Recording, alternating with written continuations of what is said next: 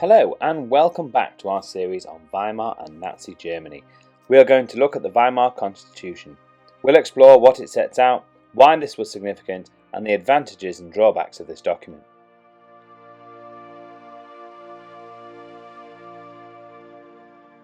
Firstly, some context. The Kaiser had abdicated and left a power vacuum in Germany. He'd left authority to Friedrich Ebert and the Social Democrats. In January 1919, there were elections to a National Assembly who would write the new constitution. When the assembly met, they had to do this in the town of Weimar, as Berlin was just too dangerous. We'll see more of that when we look at the Spartacists. After months of work, on the 31st of July 1919, the Weimar Constitution was born. So let's dive in and see what it was all about. Firstly, let's look at the offices it creates. There is an office of president, which is created. They are the German head of state, sign laws, are the commander-in-chief of the armed forces, and can appoint and dismiss the chancellor. They can also rule by emergency decree in times of crisis. This was known as Article 48. They would normally leave the business of government to the chancellor. Next, there is the chancellor. The chancellor is the head of government. They are appointed by the president, but should have the confidence of the Reichstag. Confidence here means that when there is a vote in the Reichstag, that the Chancellor can win it. They are the ones who propose the laws, appoint and lead the cabinet of ministers who run the country. They can ultimately be removed by the President. The Constitution also created the Parliament. This was made up of two houses.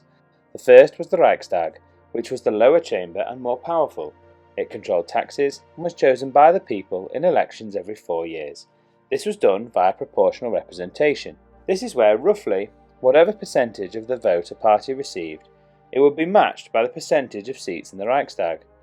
This meant that roughly for every 60,000 votes a party got, they got a seat in the Reichstag. The other chamber was the Reichsrat, and this was made up of representatives from the German states. This is significant because it was Germany's first real go at democracy.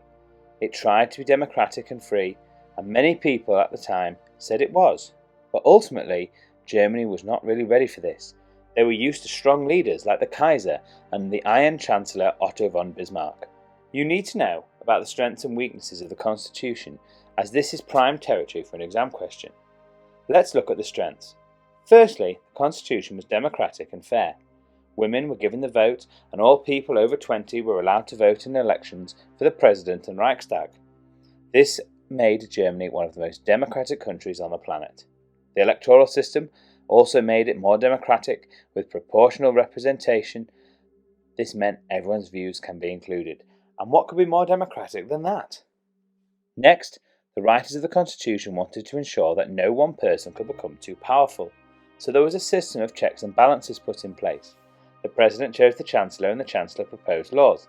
The Reichstag was responsible for taxes too. Power was dispersed. However, the Constitution did have some weaknesses.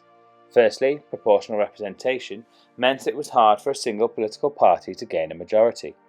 Therefore, parties had to do deals and agreements to govern.